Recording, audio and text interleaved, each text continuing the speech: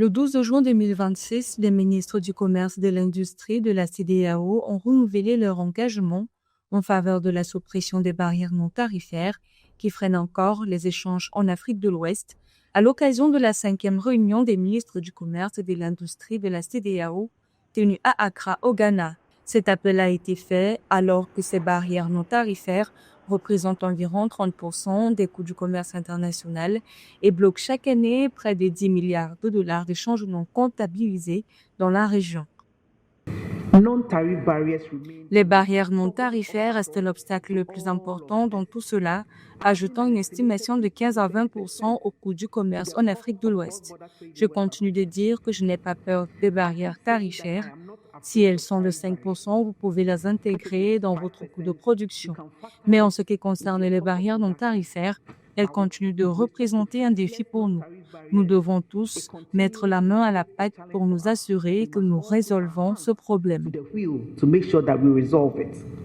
D'après les ministres de la CEDEAO, l'enjeu est crucial pour les pays membres dont le marché global pèse plus de 680 milliards de dollars de PIB, mais où le commerce intracommunautaire stagne historiquement autour de 12% à 15% des flux totaux, alors que l'Afrique ne représente encore que moins de 1% des exportations mondiales selon l'OMC.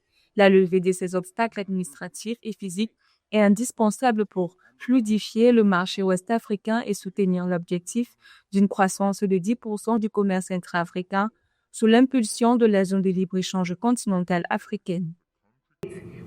Nous représentons un marché de plus de 3,5 millions de personnes avec un PIB combiné d'environ 700 millions de dollars américains. Aucun partenaire ne peut se permettre d'ignorer un bloc de cette taille.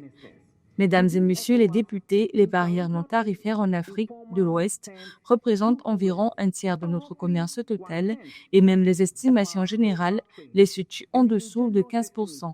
Les économistes asiatiques estiment qu'environ un quart de leurs échanges se fait au sein de leur propre région.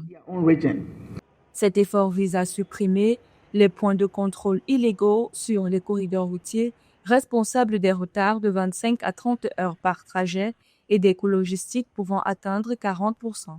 L'objectif est de porter le commerce intra-régional de 12% à 25% d'ici 2030, tout en réduisant de 60% les délais administratifs aux frontières et en formalisant une partie des 10 milliards de dollars de commerce transfrontalier encore non comptabilisés chaque année.